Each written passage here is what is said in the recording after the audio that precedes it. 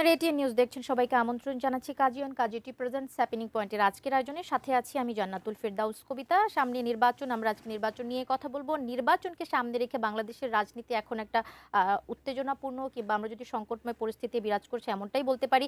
একদিকে যেমন জামাত ইসলামী সহ ৮ দলের জোট, অন্যদিকে এনসিপি আরও ২টি দলের সাথে জোট করেছে। রাজনৈতিক মেরুকরণ কিন্তু এখন অনেকটা স্পষ্ট। বিএনপিও রয়েছে তাদের নিজস্ব একটা রাজনৈতিক অবস্থানে। এরই মধ্যে নির্বাচনের তফসিল ঘোষণার পরপরই এক সম্ভাব্য প্রার্থীর গুলিবিদ্ধ হওয়ার ঘটনা রাজনীতিতে যেন একটা নতুন করে আতঙ্ক ছড়িয়ে দিয়েছে। এই যে একটা প্রেক্ষাপট চলছে, এই প্রেক্ষাপটে আসলে জনগণের মনে একটা বড় প্রশ্ন থাকছে যে এই নির্বাচন কি আসলে এই মুহূর্তে সত্যি অবাধ এবং সুষ্ঠুভাবে সম্পন্ন করা সম্ভব? আমরা আজকে সেই প্রশ্নের উত্তর খোঁজার চেষ্টা করব। আমরা আমাদের হ্যাপেনিং পয়েন্টের বিষয় আজকে নির্ধারণ করেছি উত্তপ্ত রাজনীতির মাঠ, এবং এই বিষয়ে কথা বলার জন্য একজন অতিথি আছেন আমাদের সঙ্গে। আছেন এএসএম মোকারেবুর রহমান নাসিম, বেসরকারি খাত উন্নয়ন বিষয়ক সহ সম্পাদক, এবি পার্টি। আপনাকে স্বাগত জানাচ্ছি আমাদের আজকের হ্যাপেনিং পয়েন্টের জি, আয়োজনে। আপনাকেও ধন্যবাদ। আচ্ছা, তফসিল ঘোষণার পরপরই প্রার্থী গুলিবিদ্ধ হওয়ার এই যে একটা ঘটনা, এটা কি আসলে আমরা বলতে পারি যে নির্বাচনী সহিংসতার অশনি সংকেত? সবার মাঝে এক রকমের ভয় বিরাজ করছে বা একটা আতঙ্ক বিরাজ করছে। ধন্যবাদ আপনাকে। আমরা বাংলাদেশের মানুষ অনেক সতর্ক, হুম। কনসাস, সিরিয়াস যেটাই বলি না কেন। আপনি বলছেন যে আমাদের একজন সম্ভাব্য এমপি পদপ্রার্থী তিনি আহত হয়েছেন এবং খুবই কষ্টদায়কভাবে আহত হয়েছেন। হুম। হুম। আমরা সবাই জেনে গেছি। এটাকে অশনি সংকেত যদি আমি নাও বলি, আমি বলবো যে এটা একটা আইনশৃঙ্খলা চরম অবনতির একটা আলামত বলা যেতে পারে। হুম। এবং এই ক্ষেত্রে আমাদের সামনে সতর্ক হওয়ার উচিত ছিল যে একজন ঢাকার মতো সিটিতে, তাও সেদিন ছুটির দিন ছিল, হুম। শুক্রবারের হুম। দিন, লোকজন নাই, ফাঁকা ফাঁকা রাস্তার মধ্যে গুলি করা হয়েছে। এবং এমন মর্মান্তিকভাবে গুলি করা হয়েছে যেটা সাধারণ মানুষের পক্ষে গুলি করা সম্ভব না। এটা আমরা অনেক মনে করতেই পারি, যেটা একেবারে খুবই প্রশিক্ষিত, পরিকল্পিত এবং প্রশিক্ষিত পরিকল্পিত একজনকে দিয়ে প্রশিক্ষিত করা লোক। এবং হয়েছে। আপনি খোঁজ নিয়ে দেখবেন যে যারা বিভিন্ন বাহিনীতে জব করেছেন, অবসরে গেছেন, তাদের সাথে আলাপ করে দেখবেন যে তারাও একজন রানিং অবস্থায় গুলি করাটা অনেক সিরিয়াস একটা কাজ এবং অনেক প্রশিক্ষিত একটা ব্যক্তির এখান থেকে এটা হস্তক্ষেপ রয়েছে। প্রশিক্ষণ না থাকলে আসলে এইভাবে একদম গুলি করাটা সম্ভব সম্ভব না। না। আমি এই ক্ষেত্রে আজকে আপনাদের মাধ্যমে আমি গোটা সরকারকে এবং জাতিকেও মেসেজ দিতে চাই যে এই ধরনের একটি প্রশিক্ষিত বাহিনী যদি আমাদের দেশে ঢুকেই পড়ে, তাহলে আগামী দিনে কিন্তু অনেকের জন্যই বিষয়টি সতর্কতা বহন করে। এবং এটাকেও এক অর্থেও আমরা বলতে পারি যে অশনি সংকেত যদি নাও হয়, এটা আইনশৃঙ্খলার যথেষ্ট অবনতি হয়েছে বলে আমি মনে করব।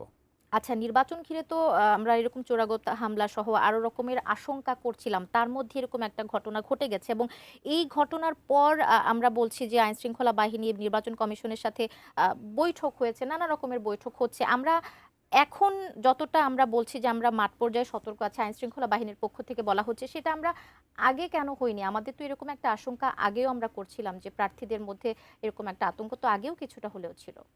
সবসময় ছিল, আগেও ছিল, আজকেও আছে, আগামী দিনেও থাকবে।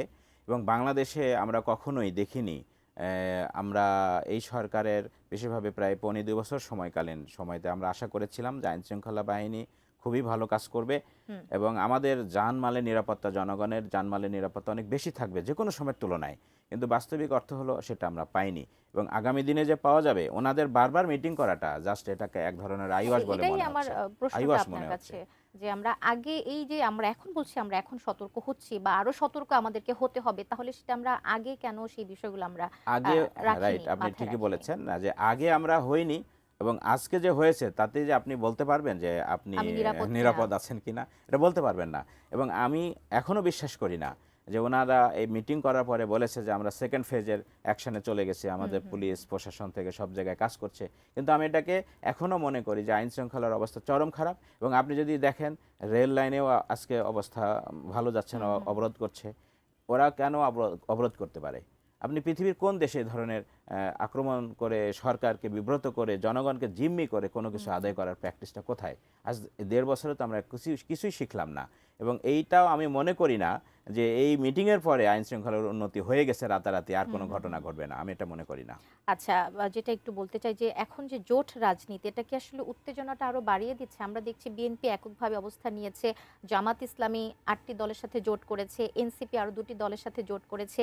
এই ব্যবস্থাটা কি আসলে এই যে নতুন নতুন জোটগুলো হচ্ছে, এটা কি আসলে উত্তেজনাটা আরো বাড়িয়ে দিচ্ছে? জোট যখন হয় তখন তো শক্তির ক্ষেত্রে প্লাস মাইনাস কিছু হয়ই, হয়তো বৃদ্ধি পাবে সবার ক্ষেত্রেই। বিএনপিও জোট করতেছে, বাংলাদেশে তারা বড় একটি ভোটের মালিক হবার পরেও তারা জোট করছে।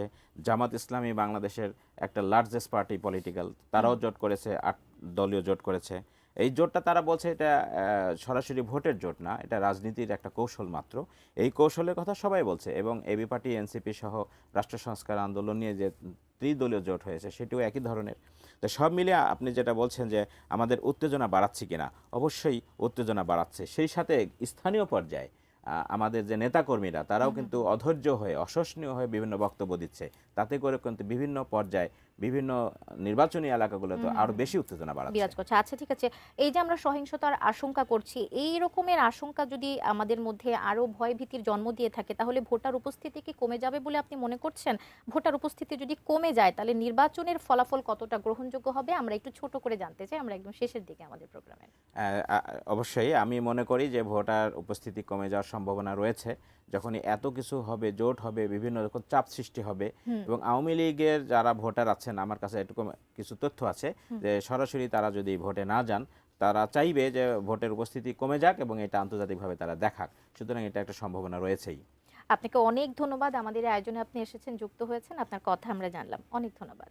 ধন্যবাদ আপনাকেও। দর্শক, হ্যাপেনিং পয়েন্টের আয়োজন আজকে এই পর্যন্তই ছিল। রাজনীতির মাঠ নিয়ে আমরা কথা বলছিলাম, নানা রকমের বিষয়, নতুন নতুন জোট হচ্ছে, সবকিছু মিলে আসলে এখন কেমন যাচ্ছে। তাছাড়া তফসিল ঘোষণার পরপর এরকম একটা আতঙ্কজনক ঘটনা সবার মধ্যে একরকমের ভয়ের জন্ম দিয়েছে। আমরা সবকিছু মিলে আজকে কথা বলছিলাম। আজকের মতো হ্যাপেনিং পয়েন্টের আয়োজন এখানেই শেষ করছি। ভালো থাকবেন, সুস্থ থাকবেন, এটি নিউজের সঙ্গেই থাকবেন।